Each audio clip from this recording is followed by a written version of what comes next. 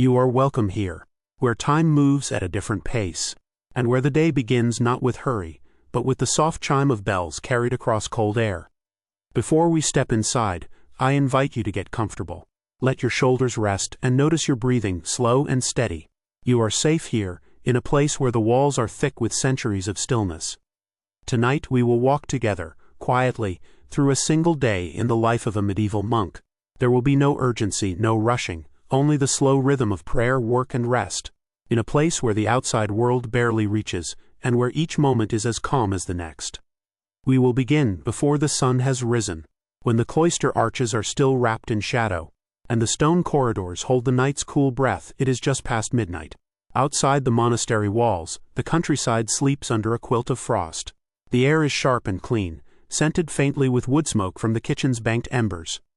In the darkness, the monastery feels like a small, self-contained world, a cluster of heavy stone buildings pressed close together for warmth, ringed by a wall that keeps out both the cold wind and the noise of the world. Somewhere far in the east the moon hangs low and pale, but here, inside the dormitory, there is no window to see it, only the sound of slow, steady breathing from rows of straw-filled mattresses. The monks lie wrapped in woolen blankets, each wearing a simple night robe, their sandals set neatly beside their beds for when the bell calls them. And soon it does. A single clear tone, then another, and another. A patient voice of bronze ringing through the silent night. It is the signal for matins, the first prayer service of the day. One by one the monks rise. There is no chatter, no clatter of hurried footsteps. Only the faint rustle of cloth, the muted thud of bare feet on worn wooden boards. The dormitory is long and narrow, lit only by the flickering light of a single candle near the door. The wax runs in slow rivulets down its side, pooling on the little saucer beneath. The shadows it casts are soft and slow-moving, bending gently across the curved ceiling as the flame sways in the draught. Each monk dresses in the same order, pulling on his habit, a long heavy robe of coarse wool, then fastening the rope belt at his waist. Over this goes the cowl, the hooded outer layer, to keep the chill from biting too deep. The wool smells faintly of lanolin and the smoke of the hearth, a scent that belongs entirely to this life. When all are ready, they file silently through the corridor that leads to the cloister. Here, the air is even colder. The open arches look out into the square garden, its beds of herbs and small trees ghostly in the moonlight. A thin sheen of frost clings to the grass. The fountain in the center basin has frozen into a smooth dome of ice, with just the faintest trickle of water still running beneath. The cloister walkway itself is worn smooth from decades of sandaled feet. Every step carries the faint echo of leather on stone, a sound that melts away into the vaulted ceiling high above. At the end of the cloister, a heavy wooden door stands open. Inside is the church, the heart of the monastery. Here, the darkness is deeper, the air filled with the faint, resinous scent of incense from the day before. Candles flicker in their iron stands, casting small pools of gold against the gray stone pillars. The monks take their places in the choir stalls, long carved wooden seats facing each other across the center aisle. The abbot's seat, slightly taller, stands at the far end. The bell's last tone fades into the rafters. And then, after a moment of perfect stillness, the first note of the chant begins. It is low, steady, and unhurried. A single voice, then another, and another, until the whole choir is filled with the soft rise and fall of plain chant. There is no hurry in these prayers. They are spoken or sung not for speed but for rhythm, like the breathing of the monastery itself. Matins will last nearly an hour. In the silence between the verses, you can hear the faint crackle of a candle, the distant whisper of wind outside the great door, and the turning of parchment pages as the readings change. When matins is finished, the monks file out again. Still no word spoken. The cold air of the cloister greets them once more, and they make their way back to the dormitory. It is still night. They will rest again for a short while before the next bell calls them for lauds. The dawn prayer. Back in bed, the wool blankets are welcome against the cold. The candle near the door has burned lower. Somewhere in the distance an owl calls once, and the monastery drifts once more into the quiet rhythm of sleep. The second waking of the monks is gentler than the first. The bell for lauds rings just before the horizon turns pale, its sound drifting slowly through the dormitory like a hand on the shoulder. The air is still cold, but there is a subtle change in the darkness now. The shadows are not quite as deep. A thin wash of gray leaks in from the narrow dormitory windows. The monks rise again. Some move stiffly, feeling the cool in their joints. Others rise in a single quiet motion, gathering their robes around them before the chill can settle. Sandals are slipped on. The rope belts are tied with slow, practiced hands. One monk snuffs the candle by the door. For soon the first light will be enough to guide them. Once more they file into the cloister. This time, the garden is a faint silhouette in the pale half-light. The frost still glitters faintly on the herbs and low stone paths. But the eastern side of the sky is softening to a washed-out blue. Their breath rises in small white clouds as they walk. The cloister's stone pillars are rimmed faintly with silver light. Somewhere beyond the wall, the first blackbird begins its simple, deliberate song. The monks pass slowly beneath the arches, their sandals making that same gentle echo, and the doorway to the church opens ahead. Its candles still glowing against the dim morning, the church is exactly as they left it. But now the light through the narrow stained-glass windows is changing. The figures in the glass, saints and stories, are still shadowed, but soon they will bloom into color when the sun climbs higher. They take their places in the choir stalls. The abbot stands at the far end, his voice calm and steady as the service begins. Lauds is the prayer of dawn, a thanksgiving for the coming day. Its chants are brighter than those of matins, but still without haste. The voices rise, filling the high vaulted space with a warm hum. Blending with the faint creak of the old wood beneath them as the chants continue. The air begins to change in the church. From somewhere behind the cloister, likely the kitchens, comes the first faint warm scent of bread beginning to bake. It is not strong, just a thin thread of fragrance, curling into the stillness like a promise of what is to come. The monks do not look toward it, but they notice a small comfort, woven into the fabric of the morning. The service ends with a blessing, and then silence returns. They rise in order and file back into the cloister. The sky above the square garden is now a pale, clear blue. The frost will soon melt in the sun. Some monks head to their assigned morning duties.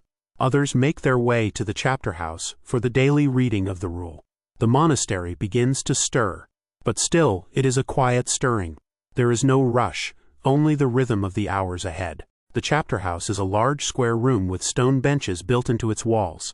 A tall window lets in the first true daylight of the day, its glass faintly rippled from the way it was cast centuries ago. The monks sit in a circle. In the center, on a wooden lectern, is a copy of the Rule of St. Benedict, its pages thick and creamy, edges slightly darkened from years of turning. One monk reads aloud, slowly and clearly. Today's passage speaks of humility and the importance of listening before speaking. The others sit in stillness, their hands folded loosely in their laps. When the reading is done, the abbot addresses any matters of the day, repairs to be made, visitors to expect, tasks that need extra hands. It is short and simple, and when it is done, they bow their heads briefly and depart to their work outside. The sun has now crested the wall, pouring soft golden light into the cloister garden. The frost melts into small beads of water along the herbs. You can smell the faint green scent of rosemary as a monk brushes past it. Some monks take to the gardens with tools in hand, small trowels, pruning knives, wooden buckets. The soil here is rich and dark, turned carefully through years of tending. Others head beyond the cloister, to the orchard, where bare branches reach into the morning air. It is winter now, so there is little fruit, but the trees still require care, checking for damage, clearing fallen twigs, ensuring the walls that protect them from wind are sound. At the far edge of the monastery grounds is the apiary, rows of simple straw skeps where the bees are kept. In winter, the bees are quiet, clustered deep within the hives to keep warm. A monk pauses to check each one, listening for the faint hum within. If it is too quiet, he will add a little more insulation, perhaps extra straw or cloth, to keep them safe until spring. He works slowly, careful not to disturb the stillness too much. By mid-morning the light is clear and crisp. The work pauses. It is time for terce, the next of the day's prayer services. The monks gather once more in the cloister, their tools put away, their hands brushed clean.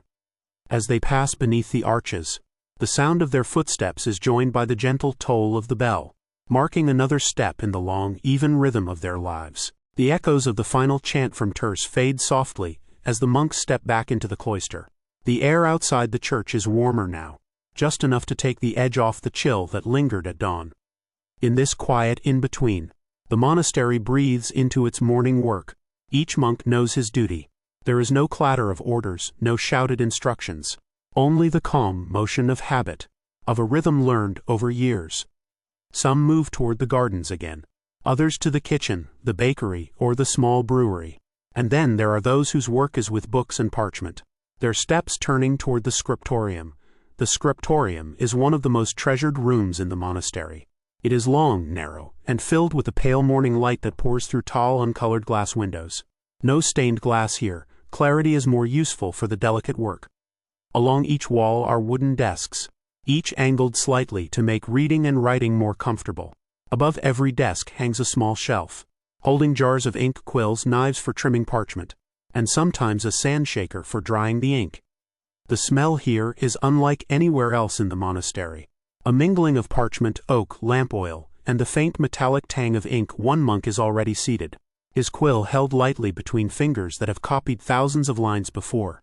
Before him lies a large sheet of vellum, smooth and pale, its edges weighted down to prevent curling. He works slowly, each letter drawn with care, each stroke of the quill deliberate. This is not a race. The aim is not simply to reproduce the words, but to do so in a way that honors them. Every so often, he dips the quill into the inkpot, a small, steady movement, followed by a pause to let any excess ink drip back. There is almost no sound here, save the faint scratch of quill on parchment, the occasional rustle of a page being turned, and the distant coo of a pigeon from the roof. At another desk, a monk is not copying text, but painting. The page before him glows with tiny details, letters formed into curling vines, small gold leaf circles that catch the light, figures in robes the size of a fingernail, painted in rich blues, reds, and greens. The pigments have been ground by hand, mixed with egg yolk or gum to form a lasting color. Gold leaf is applied with the gentlest breath, its thinness making it almost weightless. This work demands patience that feels endless, and yet for the monk there is no sense of hurry. Each tiny addition is its own act of devotion. At the far end of the scriptorium, a different kind of work is happening. A monk is repairing a manuscript that has begun to split at the spine. He handles it as though it were a living thing, laying it flat on a padded board, measuring and cutting new binding threads, smoothing each page with a bone folder. He works silently, but if you look closely, you can see his lips moving very slightly, perhaps repeating the words he reads on the page, or perhaps praying as he works. By mid-morning, the light has shifted. The angle of the sun makes it harder to work at certain desks, and a few monks carry their pages out to the cloister walk. Here the light is softer, filtered through the arches, and the air is fresh. They set themselves on low stools, pages resting on portable boards, quills in hand once more. From here, you can hear the gentle splashing of the fountain in the garden, its ice now melted to a thin sheet over the stone bowl beyond the scriptorium. Morning work continues across the monastery. In the kitchen, the baker shapes loaves of bread, the dough pale and smooth under his hands, floured boards absorbing any stickiness. The smell is deeper now, the loaves baking in the great stone oven. At the brewery, another monk stirs a copper vat, steam rising into the cool air. The beer will be simple, low in strength, made more for safety than celebration. In the laundry, a few monks scrub habits in large wooden tubs, the cold water drawn from the well. The scent of soaproot mixes with the smell of wet wool. Each task has its rhythm, its small repeated motions, each one part of the larger whole of the monastery's life. Before midday, the sound of the bell rises again, a slow, deep tone that drifts into every corner of the monastery. It is the call to sext, the midday prayer. The monks wash their hands, set down their tools, and move toward the church. The pace is steady, not rushed, for the hours of the day are arranged to be walked through, not run. The sunlight now pours fully into the cloister, casting the shadows of its arches in long stripes across the paving stones. The garden herbs release their scents in the warmth, sage, thyme, and rosemary mingling with the air. The prayers of sext end with a gentle blessing. The monks rise from the choir stalls and walk in slow, even steps toward the refectory. The sunlight outside is warm now, and the garden in the cloister is fully awake. Herbs and low shrubs leaning into the light, bees beginning their slow arcs between the blossoms that still cling to winter's end. A narrow path leads from the cloister to the refectory, a long rectangular hall, built for the single purpose of feeding the community in peace. Its thick walls keep the air cool even in summer. In winter, the small fireplace at one end sends up a thin plume of smoke, its warmth stretching only so far. Before entering, each monk pauses at the lavabo, a long stone basin set into the wall, with a spout for fresh water. One by one they wash their hands. The water is cold, but its clarity is refreshing after the work of the morning. They dry their hands on a shared linen towel hung neatly nearby, and step through the doorway into the hall. The refectory is lit by tall, narrow windows along one wall. The sunlight falls in golden stripes across the long wooden tables, each one flanked by benches worn smooth with decades of use. There is no chatter here. The rule is clear: mealtimes are to be taken in silence, save for the voice of the appointed reader. Along one side of the hall, a wooden lectern stands slightly raised, and here one monk will remain standing throughout the meal, reading aloud from scripture or the life of a saint. His voice is soft but clear, rising gently above the faint sounds of spoons, the quiet creak of benches, and the muffled clink of clay bowls and wooden cups. A midday meal is the largest of the day, though by modern standards it is still simple. Today's fare might be a thick vegetable pottage, a slow-cooked mixture of barley, leeks, cabbage, and onions, softened until each spoonful is as gentle as the next. Beside it, a small loaf of coarse bread, its crust crackling faintly as it is broken. Sometimes there is cheese, firm and pale, with a tang that speaks of the monastery's own dairy. The drink is ale, light, mild, brewed on the grounds not for intoxication, but because it is safer than untreated water. The monks eat steadily, each movement measured and without haste. The voice of the reader becomes a kind of background music to the meal. He does not hurry, but he does not linger either, his pacing steady, letting each line fall into the space between the quiet sounds of eating. The words may speak of a saint's acts, or of a passage from the Gospels, or sometimes from the writings of early church fathers. The content matters, but the rhythm matters more.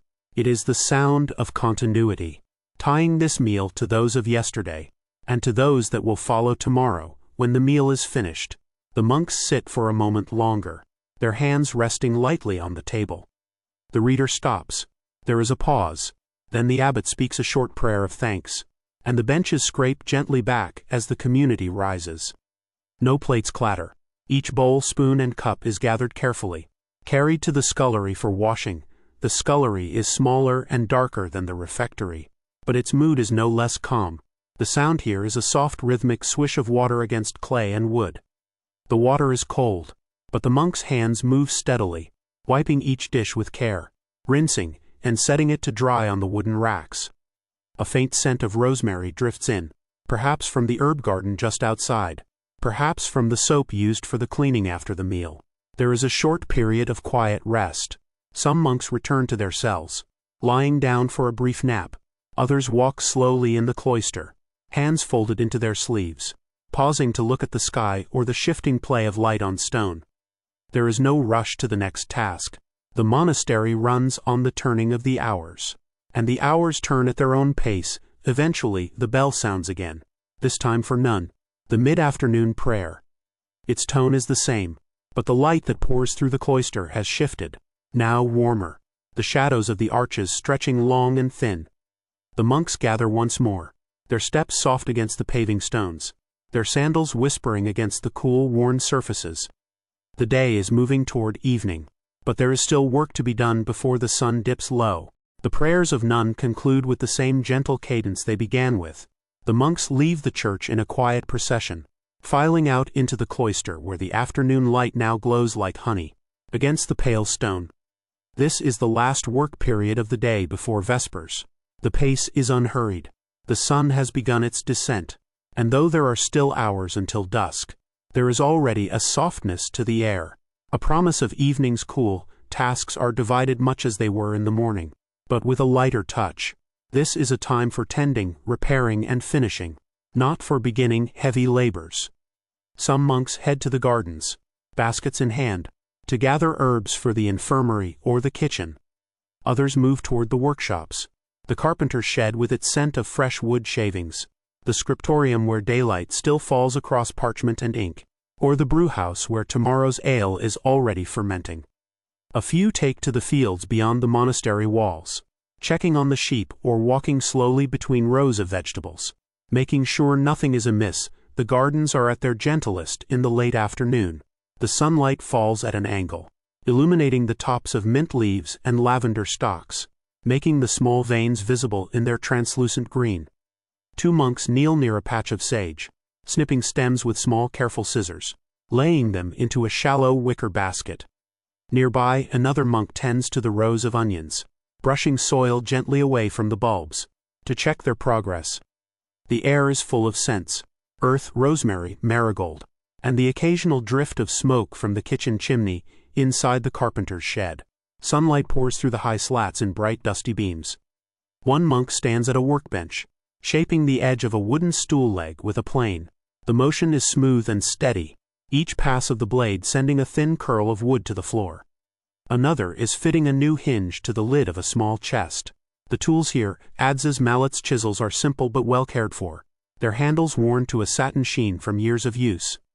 The sound is low, just the scrape of wood and the muted thud of mallet on dowel. A narrow path leads to a walled garden set apart from the main cloister, the infirmary garden. This is where medicinal herbs grow: chamomile, fennel, rue, and comfrey. 2 monks here are harvesting calendula flowers, their bright petals almost glowing in the angled light. The flowers are laid out on linen cloths to dry, later to be stored for winter use in salves and teas. A small stone bench sits under a pear tree, and for a moment one monk rests there, listening to the faint hum of bees in the thyme blossoms in the scriptorium. The work is not bound to the seasons. The afternoon sun makes the room brighter than in the morning, casting light directly across the long desks. One monk is adding the final flourishes to a capital letter, his quill barely whispering against the vellum. Another is mixing ink, oak gall dissolved with iron salts, stirred slowly until the color deepens to near black. There is no rush to finish. The manuscript has been in progress for months, and will likely take many more before it is complete beyond the monastery walls. 2 monks walk the narrow paths between small plots of cultivated land. They stop to examine a row of beans, straightening a leaning stake here, tightening a piece of twine there. Further on they pass the sheep pasture. The animals are grazing quietly, their bells giving off soft, irregular chimes. One monk kneels to check the hoof of a ewe, running his hand gently along her leg, making sure she is sound. Slowly the light shifts again. The warmth of afternoon turns to the gold of approaching evening. Shadows stretch long across the cloister garth. The air cools, and a few drifting leaves turn over in the breeze. The bell for vespers will soon sound. The monks, wherever they are, begin to finish their tasks. Baskets of herbs are carried inside. Tools are set neatly in their places. Manuscripts are covered with linen cloths. Doors are closed and latched. There is a sense of completeness, not of finality, but of a day's work brought to a natural pause. The bell begins softly at first, a measured, resonant sound that rolls across the cloister, and through the open windows of the workshops. It is not hurried. Each toll lingers in the air before the next follows, as though the monastery itself is drawing in a long, calm breath. The monks respond without haste, leaving their work exactly as it is, knowing it will be there tomorrow. They gather in the cloister walk, their soft steps echoing lightly under the stone vaults, robes swaying gently with each movement. The church is cool and dim after the bright garden light. Candles burn along the choir stalls, their flames steady in the still air. The scent of beeswax mixes with faint traces of incense from earlier prayers. Each monk moves to his place, the rustle of wool habits and the creak of the wooden stalls. The only sounds before the chanting begin. Vespers marks the approach of night. Its psalms are full of light and shadow, thanks and quiet anticipation. The chanting rises together, a single sound made of many voices, and then falls again, always in that steady, unbroken rhythm that feels outside of ordinary time. Between the psalms, there are pauses long enough for the mind to settle, and for the listener to hear the faintest sounds: the tick of a candle dripping wax, a bird outside giving its final call of the day when vespers ends. The sky beyond the church door is a deeper gold, shading toward rose. In the cloister garth, shadows pool under the arches, and the central grass square is bathed in soft twilight. Some monks linger here a moment, their hands clasped, simply breathing in the cooler air. Others move toward the refectory. It will soon be time for the evening meal. Supper is the lightest meal of the day. In summer it might be bread, cheese, and fresh herbs. In winter, a warm broth and a small portion of fish or beans.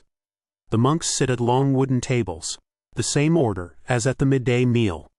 One reads from the lectern again, though the readings at supper are often from devotional texts, quiet and reflective, meant to prepare the mind for the coming night. After supper, the bowls are cleared, and the monks wash their hands at the stone basin in the cloister. The day's great silence begins here. From now until after breakfast tomorrow, no speech will be heard except in prayer.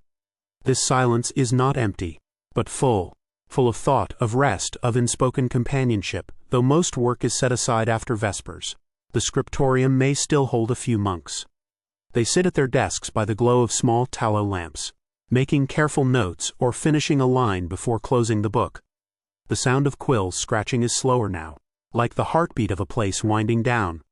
When they are done, each monk sets the quill aside, caps the ink, and drapes the linen over the page. The last bell of the day calls them once more to the church.